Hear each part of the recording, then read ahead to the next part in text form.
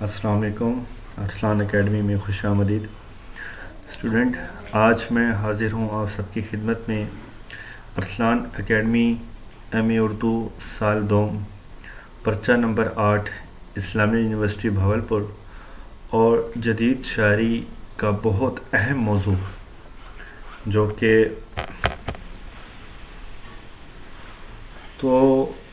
اس video میں سب سے پہلے بات کرتے ہیں ان کی حالات زندگی پر۔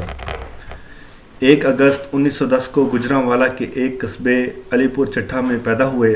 ان کا اصل نام نذر محمد راشد تھا۔ 1928 میں بی اے کا امتحان پاس کیا، جبکہ 1930 میں گورنمنٹ کالج لاہور سے اقتصادیات میں ایم اے کیا۔ 1935 میں ڈپٹی کمشنر ملتان کے دفتر میں کلرک بھرتی بھی ہوئے۔ اب بات کرتے ہیں ان کی شاعری کی، کس طرح کی شاعری کرتے تھے۔ آپ آزاد نظم لکھا کرتے تھے۔ ان کا شمار 20ویں صدی کے ان شعراء میں ہوتا ہے جنہوں نے پرانی شعری روایات سے انحراف کیا اور نئی شعری روایات کا رواج ڈالا۔ پرانی تراکیب و استعارات کو نئے مفاہیم اور معنی دینا ان کا بڑا کارنامہ ہے۔ ان کا انتقال بالآخر 19 اکتوبر 1975 کو لندن میں ہوا تھا۔ ان کی آخر رسوم کے وقت صرف 2 افراد موجود تھے، جس میں نذر محمد کے جسم کو نظر آتش کیا گیا۔ ان کے بیٹے شہریار بھی ٹریفک میں پھنس جانے کی وجہ سے وقت پر نہ پہنچ سکے۔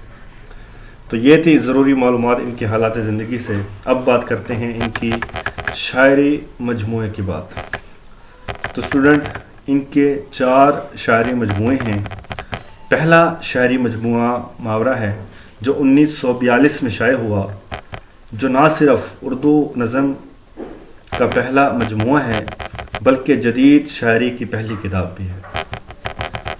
جو دوسرا شاعری مجموعہ ہے 1955 میں ایران میں اجنبی منظر عام پر آیا ہے۔ ایران میں اجنبی کی نظموں میں اجتماعی ذمہ داری کا احساس بہت نمایاں ہے۔ اس میں سیاسی اور سماجی مسائل کا پہلو زیادہ نمایاں ہے۔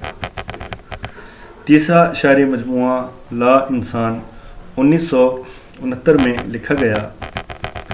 چوتھا اور آخری شاعری مجموعہ گما کا ممکن ان کی وفات کے بعد 1977 میں شائع ہوا۔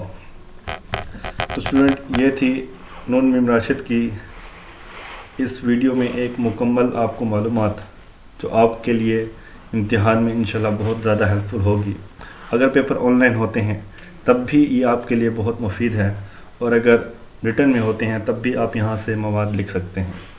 اپنا خیال رکھیے گا۔ تب تک اللہ حافظ۔